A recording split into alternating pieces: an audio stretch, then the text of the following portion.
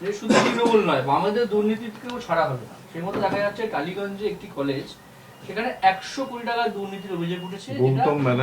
Managing কমিটিতে ছিলেন সবাই বাম নেতা, এবার তাদের দুর্নীতির ফাইলও খুলছে আস্তে আস্তে। না সব হলো, কিন্তু তৃণমূল থেকে বিজেপিতে যাওয়া নেতাদের দুর্নীতির ফাইলটা কে খুলবে আর কখন খুলবে?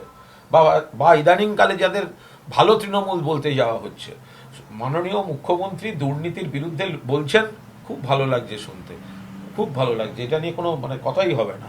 হঠাৎ মনে হচ্ছে যেন মহালয়ার সকালে বীরেন্দ্রকৃষ্ণ ভদ্রর দুর্গতি নাসিনী শুনছি, খুব ভালো। কিন্তু প্রশ্নটা হচ্ছে যে শুভেন্দুবাবু যেটা বলছেন, তো সেটা সিপিএম দুর্নীতিগ্রস্ত, আমরাও বলেছি। আপনি আক্রমণ করছেন তৃণমূলকে, কিন্তু যেই তৃণমূল থেকে কেউ ভালো তৃণমূল হচ্ছেন, সঙ্গে সঙ্গে আপনার মদত পেয়ে যাচ্ছে একটা আসামি, আপনি তাকে মদত দিচ্ছেন চাটন ঋত। এবারে আপনি বিধানসভায় একখানা তারাতলার বাড়ি ভাঙার দলিল দেখিয়ে বললেন জানেন কার সই আছে, কাউকে ছাড়বো না। যেই ভালো তৃণমূল হয়ে গেল আর নেই।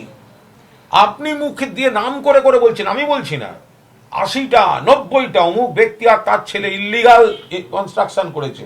যেই ভালো তৃণমূল হয়ে গেল, আপনি আর দেখতে পাচ্ছেন না। বিজেপি থেকে কারা কারা গেছেন,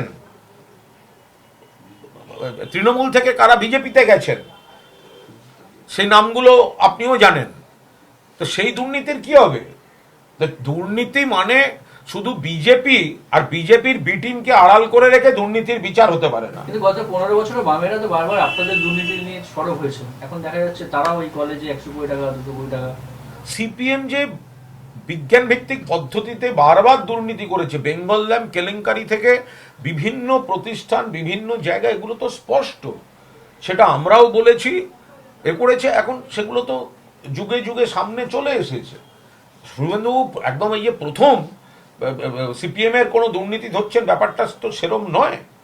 কিন্তু আমার প্রশ্ন হচ্ছে, বিজেপি আর বিজেপির বি টিম যারা অন্য দল থেকে বিজেপিতে গেল, বা এখন যারা তৃণমূল থেকে দূরে পাঠাবার চেষ্টা হচ্ছে বিজেপি করছে, তাদের দুর্নীতিগুলোর কি হবে? কসবা তিলজলায় যে বাড়ির পর বাড়ি বেআইনি, তাই যদি হবে, তাহলে তারাতলায় বাড়ি ভাঙার পর তাহলে ফিরহাদ হাকিমের সইটা শুভেন্দুবাবু দেখালেন কেন বিধানসভায়? আমরা তো কেউ জানতাম না ওখানে কার সই আছে। আপনি তুলে দেখিয়ে বললেন দেখুন কার সই, প্রাক্তন মেয়রের সই, কাউকে ছাড়বো না। আজও তা আপনি যদি সইটা অন্যায় হবে তাহলে আপনি অ্যারেস্ট করুন, আর যদি সইটার মধ্যে কোনো অন্যায় নেই তাহলে আপনি দেখালেন কেন? ফলে শুভেন্দুবাবুর হুমকি হচ্ছে মিসড কল।